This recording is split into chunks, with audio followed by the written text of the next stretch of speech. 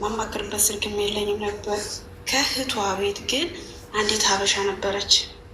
አጋጣሚ ጁማ ይዛኝ ሄደች እና እኔ እንዲህ ነገር ተፈጠረብኝ ማለት እርጉዝ ነኝ አላልኳትም። ብቻ ሆዴን ያመኛል። በቃ እንዴት ነው የሚታወቅ? እሷ ልጅ ስላላት ብቻ ደፍሬ ጠቋት። ልጅ ጥላ ነው የመጣችው። ከዛ ምን አለችኝ? ንገሪያት አለች። ብትገለኝስ ብትወረውረኝስ? አባቴን ወዶ ነበር፣ አባቴን ሳላየው አልኳት። አንቺ ከአንቺ ህይወት አይበልጥም አለች። ከዛ እንደምንም ብዬ ስንመለስ ማታ ላይ አወራኋት። እያመመኝ ነው አልኳት። ምሽን ነው ቢያምሽ ምናምን አለች። በጣም ነው የምትወደኝ፣ ታቀርበኛለች። ውዴ እየሰማሁሽ ነው። ከዚህ ጋር ስነሳ የሌለው መስሎሽ እንዳታቆሚ። በሰከንድ ስልኬ እዚያው ገስት ላይ ባለው ስልኬ እየሰማሁሽ ነው። እሺ እሺ ማሬ፣ ይኸውልሽ በዚህ ስልክ እየሰማሁሽ ነው። እሺ እሺ።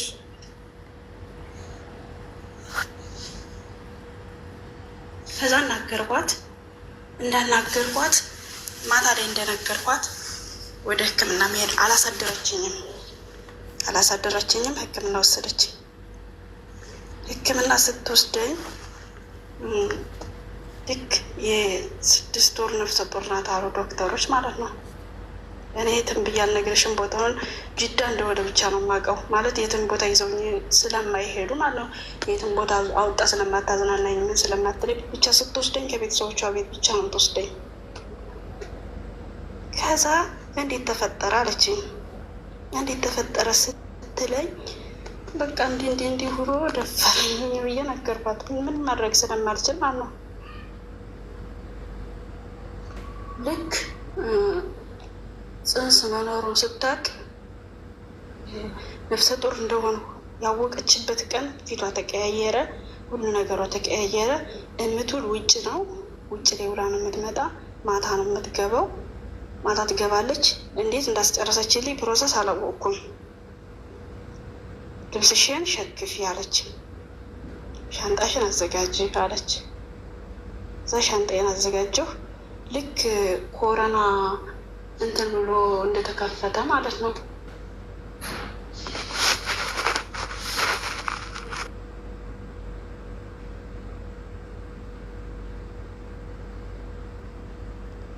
nama ajaa'iba mana arabaatti beergita ለምን ዝም አልሽ? ቡት ምን ሆና ነው? ማን የነቀላት? ጋይስ ሳልጠይቃት በኮሮና ጊዜ 16 ዓመትሽ ከነበረ እንዴት ነው አሁን 17 ዓመትሽ የሆነው? የዛሬ 6 ዓመት 16 ዓመትሽ ከነበረ ብዬ ሳልጠይቃት ለምን ነቀላችኋት?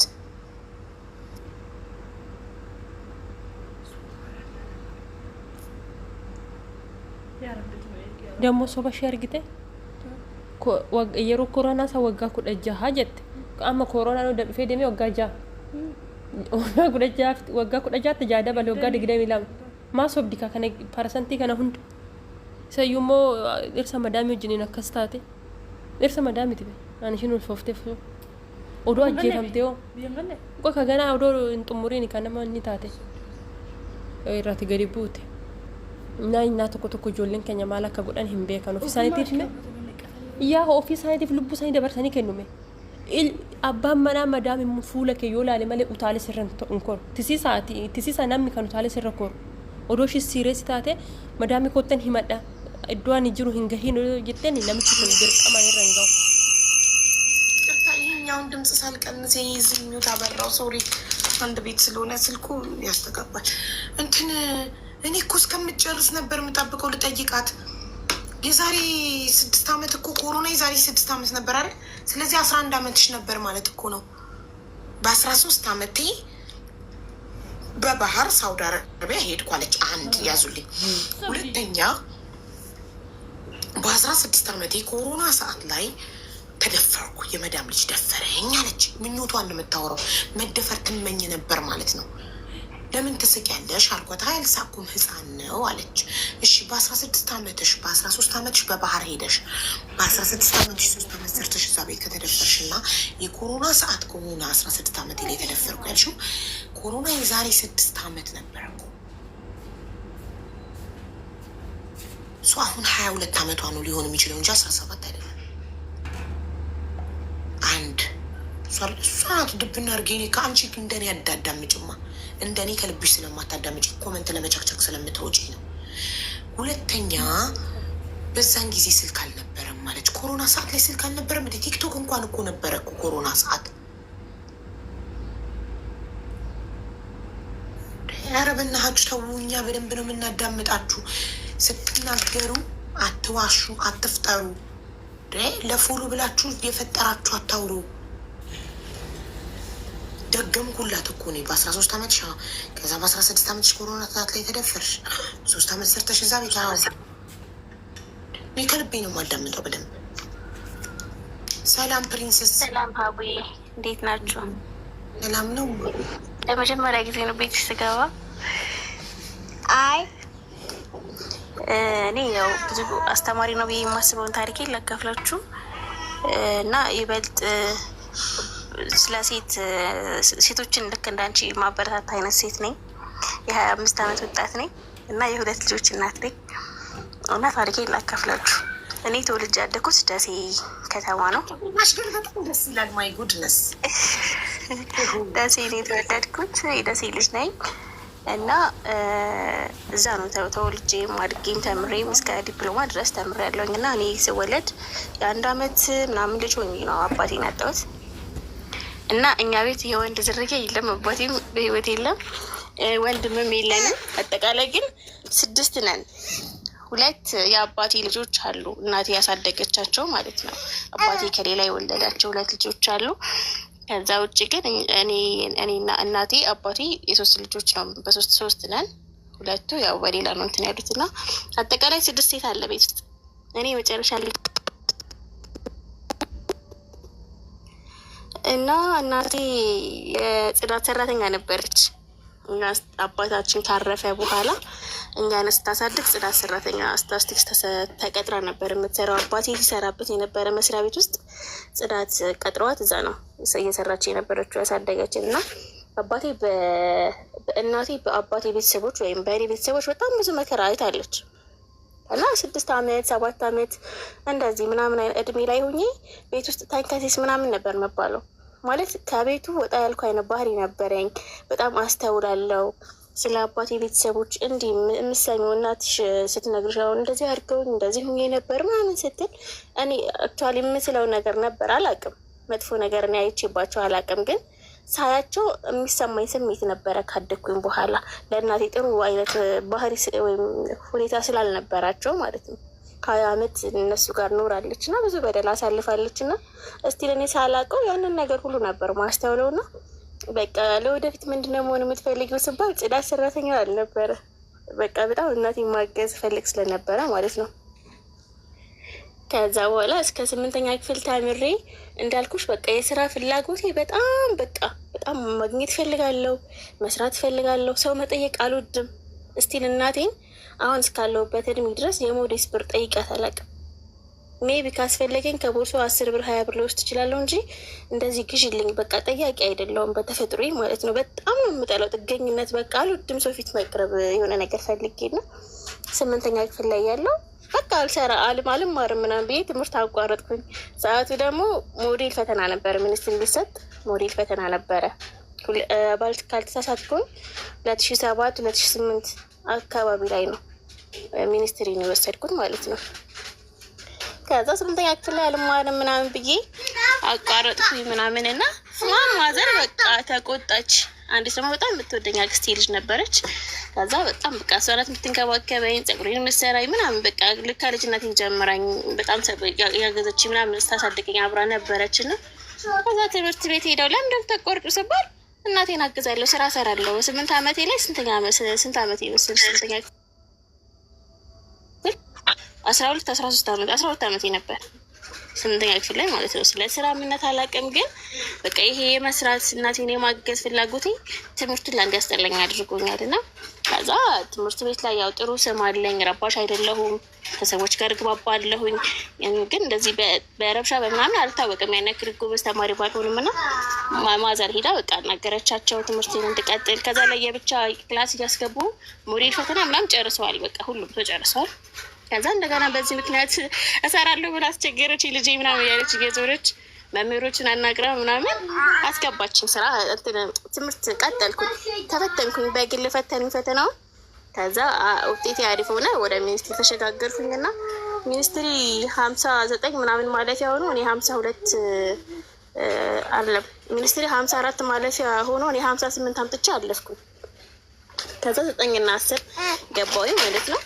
እናቶችን ያው እኛን ለማሳደግ ብዙ ነገሮች ላይ ትኩረት አድርጋ ስለነበር እንደዚህ የዲን ጉዳይ ላይ እኔ እስከ 9 እስከ 10ኛ ክፍል ጸጉሬን የምሸፍን ምናምን ልጅ አልነበርኩም። በቃ እንደፈለኩኝ ምናምን ነበርኩኝ እና እንደዛ ብዙ ነገሮችን ትኩረት ሰጥታ እንትን አላለችንም እና ያንገበገበኝ ነበረ።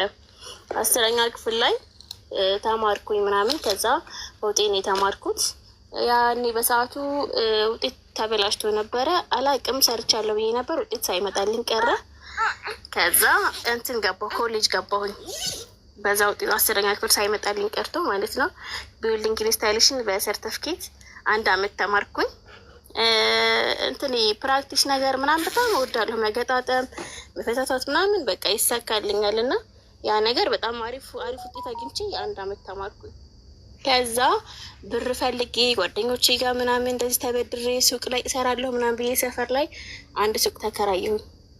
ሱቅ ተከራይቼ ይሄ ፓስታ መኮረኒ ምናምን የለም፣ ሚዛን የለም፣ ብስኮት ጁስ ምናምን ደርድሬ ግማሽ ብር ከፍዬ ግማሽን ተበድሬ ምናምን ጀመርኩት። ሱቅ ውስጥ ራሴ ያደርኩኝ ምናምን ማለት ነው። ቤት ውስጥ በእኛ በባህሪ ማዘር እንደዚህ ነገሮች ምን እንደጋገፍ ሰዎች አይደለንም ሁላችንም። በቃ እኔ እዚህ ለደረስኩበት እንትን ሁኔታ እኔ ራሴ ነኝ አስተዋጽኦ ያደረግኩት ብዬ ነው ማስበው። በጣም በራሴ ተጋድለውኝ እሞክራለሁኝ። መሞከር በጣም ያስደስተኛል። በቃ ያሰብኩበትን ነገር ማድረግ እፈልጋለሁ። ከቤተሰብ ገዛም ካላገኘው ሀሳቤንም ካልተቀበሉኝ ያ ነገር ልክ ነው ብዬ ካመንኩበት አደርገዋለሁ፣ ሞክሬው ተወዋለሁኝ አይነት ልጅ ነኝና ከዛ ያንን ነገር አድርጌ የተወሰነ ወር ምናምን ሰርቼ ቤት ኪራይ ከፍዬ ሳይሳካ ቀረ። ምክንያቱም ሚዛን የለም፣ ሌላ ዱቄት የሚመዛዘኑ ነገሮች ምናምን የሉም። ማስቲካና ብስኩት በመሸጥ ብቻ ትርፋማ መሆን አይቻልም እና የሆነ ቤተሰብ ገንዘብ ጠየቅኩኝ። አጋጣሚ ሳይሳካ ቀረ። ከዛ እዳውን መላልሼ ምናምን እንደዚህ በቃ ጫማ ቤት ተቀጥሬ ሰራው። ከጫማ ቤት የተወሰነ ጊዜ ሰርቼ ደግሞ ልብስ ቤት ገባሁኝ። ከዛ ሞባይል ቤት ሰራው። ብቻ ሁሉንም ሞካክር ነበር። ከዛ የሆነ ሰዓት ላይ አንድ ጓደኛ ተዋወቅኩኝ እና በዚህ አጋጣሚ ላመሰግናት እፈልጋለሁ። አድቨርታይዚንግ ትሰራለች። እሷ የምትሰራው እንዴት ነው? አብሬያት ሲሆን ተቀጥራ ነው የምትሰራው። ግን ከምታውቃቸው ሰዎች ጋር የራሷን የግል ስራ ስትሰራ ገበያ አታደርግም ወደ ድርጅቱ። ያንን ነገር በውጭ ዲዛይኗን ትሰራና በውጭ ትጠቀማለች፣ ትቀበላለች እና ያንን ነገር ስታደርግ አየኋት እና ለምን እንደዚህ የማውቀው ሰው አለ ለምን አላስገባሽም ምናምን ነገር አለችኝ።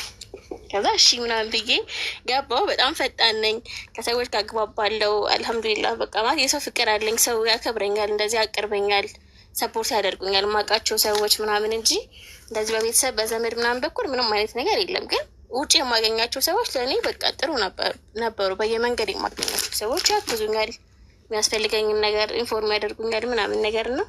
ከዛ ገባሁ። የ1 ወር ደሞዜን ለማዘር ሙሉ አስይዛ አደረግኩበት። በቃ ጎመን ዘሩ ላልቀረኝም 1500 ብር የተቀጠርኩት ገበያ ሂጄ የመጀመሪያ ደሞዜ እንደተቀበልኩኝ በቃ ሙሉ አስይዛ ያደረግኩላት ምናምን በጣም ደስ አላት። ከዛ እዛ መስራት ቀጠልኩኝ።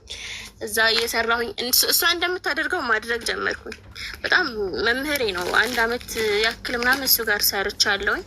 ከዛ እሱ ጋር እየሰራሁኝ ትምህርት ቤት ገባሁ። ድሪም ኮሌጅ ተመዝግቤ ዳታቤዝ ጀመርኩኝ። ዳታቤዝ መማር ጀመርኩኝ እና ከዛ እዛ 3 አመት ተምሬያለሁ በዲፕሎማ።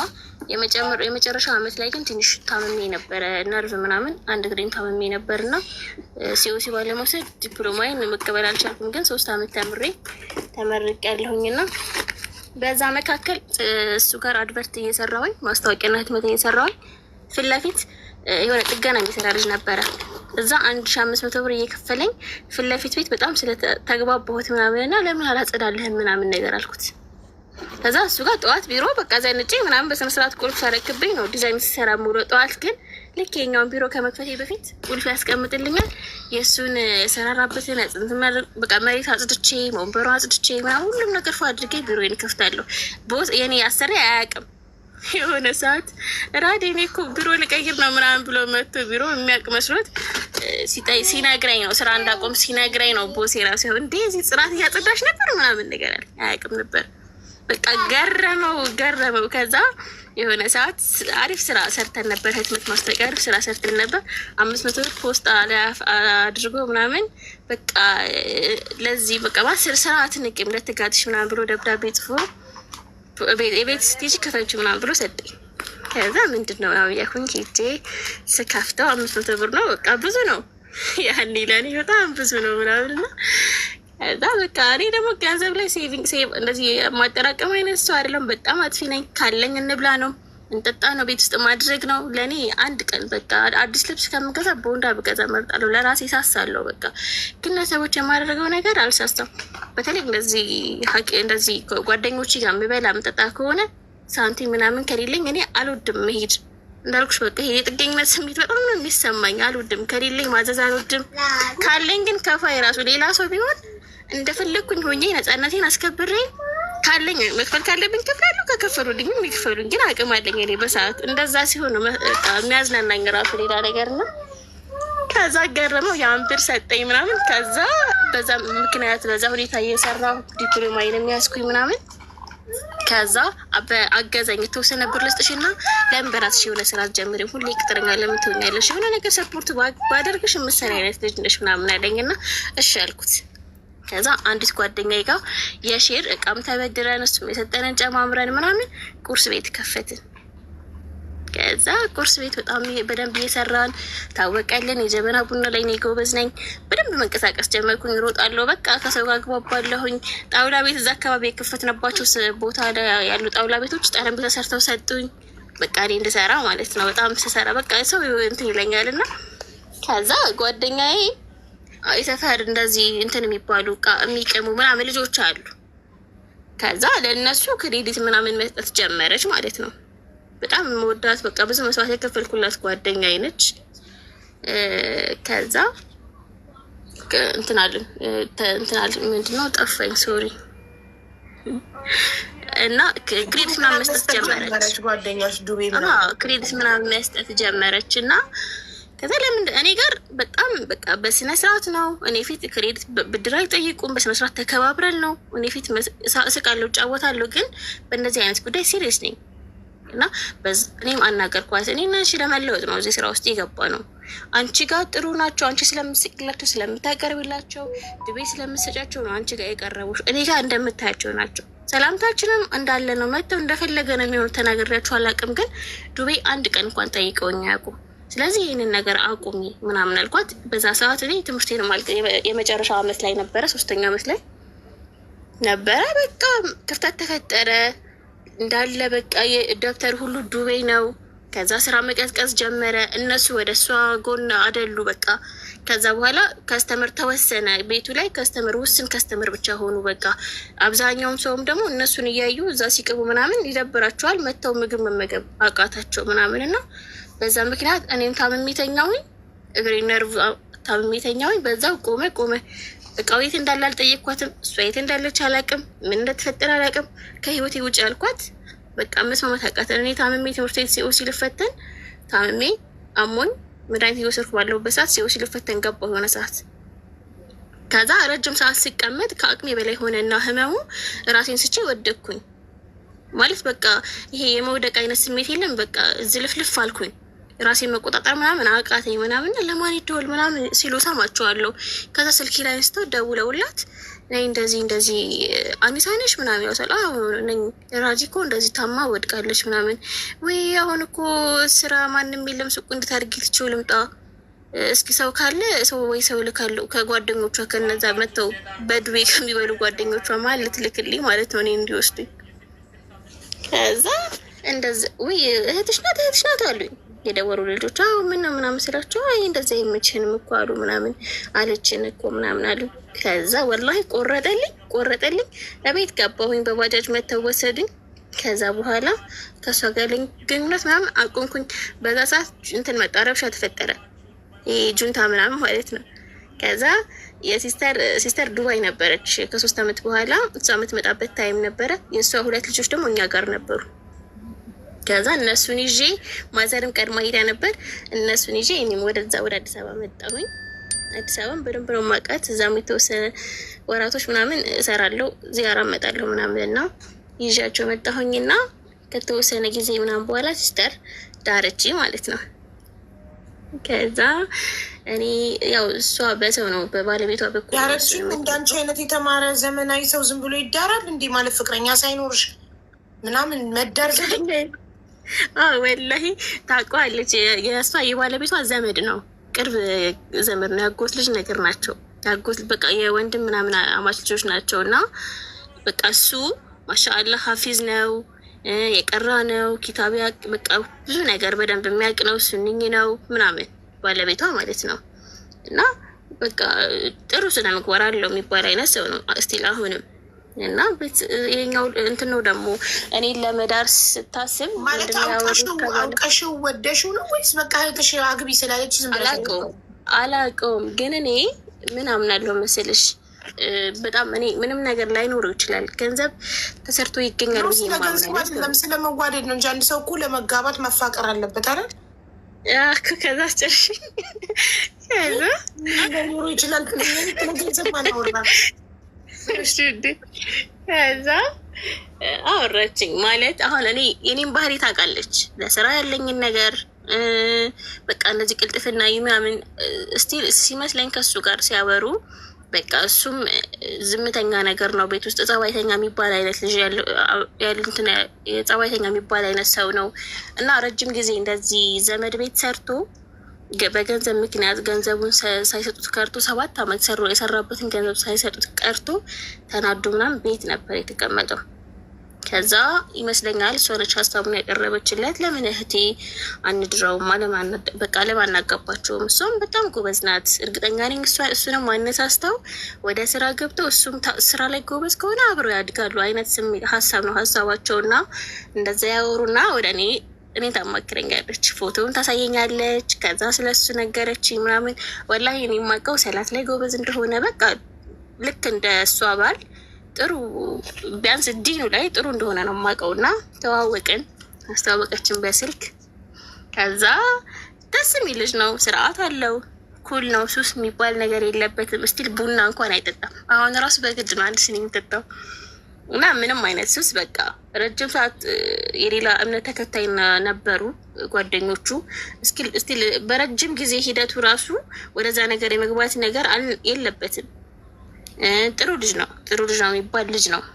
ከዛ ያው ተግባባን ምናምን 1 3 ወር 4 ወር በቃ እየመጣ እየሄደ ምናምን አወራንና ያው በቃ ካመንበት ወደ ኒካህ ይደረግ ምናምን ተዋደና ከዛ እሺ አልኩኝ። ኒካህ ታሰረ። ከዛ ተጋባን አልሻለሁ። ከዛ በኋላ ህይወት ጀመረ፣ የትዳር ህይወት አንድ ብሎ ጀመረ። ግን ካረዘምኩብሽ ይቅርታ፣ ከመጀመሪያው ስለጀመርኩ። አይ አላረዘምሽም፣ ቀልጣፋ ነሽ፣ አታሰለችም፣ ደስት ያለሽ። እሺ። እና ትዳር ተጀመረ። እንዳልኩሽ ነው የኔም ባህሪ እስካሁን እንደገለጽኩልሽ ነው፣ አዲስ ነገር የለውም። ይሄ ጥገኝነቱ፣ ሰው ገንዘብ አለመጠየቅ ምናምን በቃ ስቲል ዛሬ እና የሆነ ቦታ እንሄዳለን ካልሽኝ እኔ ቃሌ ማጠፍ አልፈልግም። እጠብቅሻለሁ። ትሄጃለሽ እንደ እኔ እንደዛ ቦታ ሁላ ብለሽ ቼክ እንድታደርግኝ አልፈልግም። በቃ እኔ ዝግጁን እየጠበኩሽ ነው። እንደዛ አይነት ባህሪ ከወሰንኩኝ በቃ ወሰንኩኝ ነው አደርጋለሁኝ። እና ከዛ ተጋባል፣ ኑሮ ተጀመረ።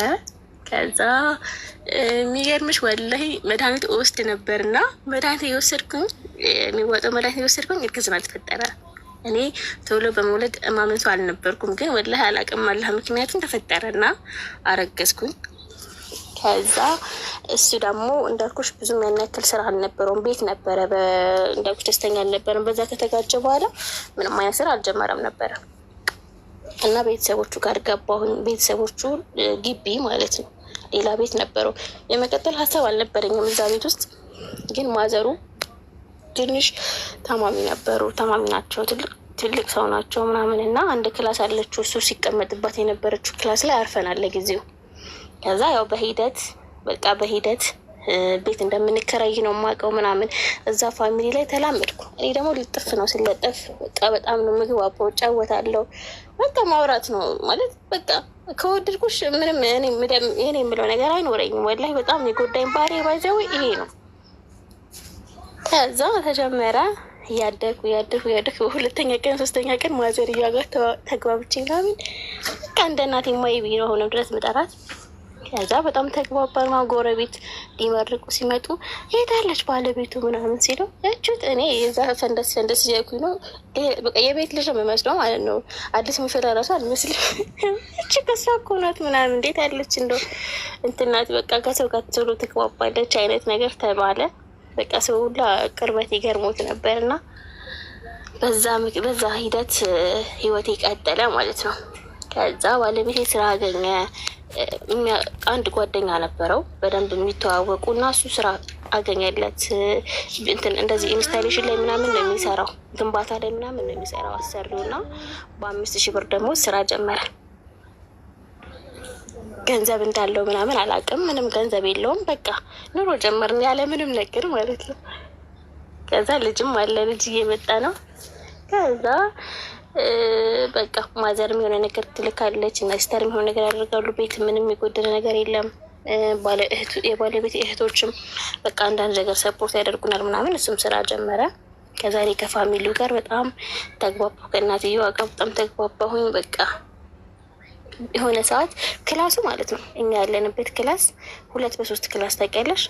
አልጋ አለ፣ ከዛ ሻንጣ ማስቀመጫ ኮሜዲኖ አለ፣ ከዛ ምንም ነገር ቦታ የለም።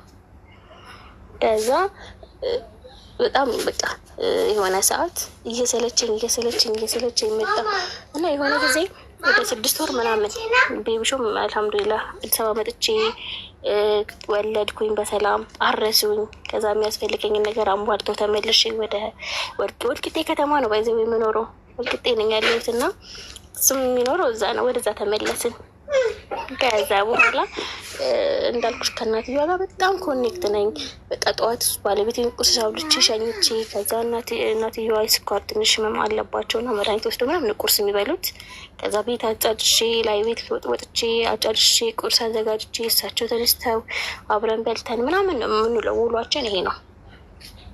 ከዛ የሆነ ሰዓት ያው ትንሽ ግጭት ምናምን ይፈጠራል። እኔ አላቅም ግን እንደዚህ በቃ እኔ እማዬ አንድ ቀን ማለት ነው ምግብ ጨው በዛ፣ እንደዚህ ስኳር በዛ፣ እንደዚህ በዛ ምናምን ተብዬ ተነግሮኝ አያውቅም። እኔ እንዳልኩሽ ግልጽ ነኝ፣ በቃ ያለውን ነገር ግልጽ ነው። እማዬ ያልተመቸሽ ነገር ካለ ቆጮ ምናምን ከማረሽ ሳትነግሪኝ እንዳታልፊ በቃ ምናምን እላለሁ። ከዛ ውጭ እኔ የማውቀው ምግብ ነው የምሰራው። እንደምታውቂው እኔ ላይፌን ቀጠልኩኝ። ከዛ ያ ነገር ደስተኛ እንዳላደረጋት ምናምን በሌላ በእህቶቹ በኩል ሰማሁኝ ምናምን። ከዛ ክፍተት ተፈጠረ። ከዛ ያኔ ደግሞ ምንድነው ቤት መልቀቅ አንችልም። ለምን ብር የለውም። ኦልሬዲ በቃ አጥፍተናል፣ ያለችዋን ምናምን አጥፍተናል። ከዛ ነገር ተፈጠረ። ለረጅም ጊዜ በ5,000 ብር ደሞዝ ብቸኝነትን እያጣጣምን አዛች ክፍል ውስጥ እየሰራው እየበላው እየተኛው፣ አልጋ ላይ እየበላው አልጋ ላይ እየሰራው አልጋ ላይ እየተኛው ምናምን ያለውን ነገር ለረጅም ጊዜ ገፋ ነው። ከዛ እኔ በግል ኦንላይን ስራዎች ምናምን መስራት ጀመርኩኝ። እንደዚህ ጫማዎች፣ ቦንዳዎች ምናምን ያሉትን ነገሮች ምናምን በደንብ መስራት ጀመርኩኝ። እነዚህ ነገር እየሰራሁኝ የተወሰነ ህይወታችን መሻሻል ጀመረ። እስቲል ባይዘዌ ባለቤቴ አሁንም ድረስ ደሞዙ 8,000 ብር ነው ያደገው። አሁን 5ኛ ዓመታችን ነው ከተጋባን። 5 ዓመት በ8,000 ብር ነው እየሰራ ያለው። ማለት አላውቅም ነገር የተሻለ ህይወት እንዳይመጣ አውቃለሁ። ግን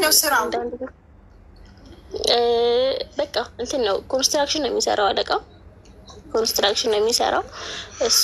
ሰራተኞቹን ማስተባበል፣ እንዲሰሩ ማድረግ፣ እቃ ማቅረብ ምናምን ነው እና በቃ ምንድን ልቀቅ ምናምን ስራው ያን ስራ ልቀቅ ምናምን ስለው ቀጣይ እሱ ለቆ የሚሰራው ስራ ብዙም የለውም እና ደግሞ ያን ያክልም የትምህርት ደረጃ የለውም እና አልሐምዱሊላህ በእርግጥ እኔ በደንብ አሁን ላይ እየሰራሁኝ ነው፣ እሰራለሁኝ። ከዛ ከ2 ዓመት ምናምን በኋላ እስቲል ቅርብ ጊዜ ነው ከቤተሰቦቹ ጋር ጥሩ ግንኙነት የተፈጠረው። ያው አብራርቼ ማውራት ስላልፈለግኩ ነው። የተፈጠረውን ነገር በደንብ ተረጅኛለሽ ያስባል ማለፍ ስለፈለግኩኝ ነው። እና ያ አሁን ላይ ጥሩ ስለሆነ ተረተንሻል ማለፍ ትችላለሽ እና ከዛ አንጻር ነው። ከዛ አሁን ላይ እኔ በደንብ እየሰራው አንድ ክላሱን ጨመርንበት፣ ያለውን ክላስ ጨመርንበት። ከዛ በቃ አሰፋ ነው አንድ ክላስ ጨምረ ማለት ነው። ኪችን አለው። ኪችን እና የኛ ያለንበት መኖሪያ ቤት የተያያዘ ነበርና ኪችኑን ሌላ ቦታ አስፍተን እንትን ብለን ከዛ አንድ ያደረግ ነው። ያው እኔ ሰርቼ ማለት ነው። ከዛ ህይወቴ በቃ በቻልኩት መጠን ህይወቴ ባይዘው መናገርሽ ማለት ነው። ቤቢሾን ከወለድኩኝ በኋላ በጣም ተቸግሬ ነበረ። ባለቤቴ እንዳልኩሽ ደሞዙ 5000 ብር ነው። በቃ መጠየቅ አልወድም። እኔ እህቱ ከዱባይ ስትመጣ ያመጣችው የህፃናት ልብስ ነበርና አንድ ቀን ትልቅ ሸሚዝ የሆነ ቁልፍ ላይ ያልተገነጠለ ወረቀት ነበረውና ሽንኩርት መግዣ ሁላ አጥቼ ተቸገረኝ። ተበደርና ስጠኝ ላለ ማለት ነው። ሽጬዋለሁ ወጥቼ ወላሂ በቃ ሽጬዋለሁ። በቃ አላቅም እኔ ለምን መጠየቅ ለምን እንደሚነዝረኝ አላቅም።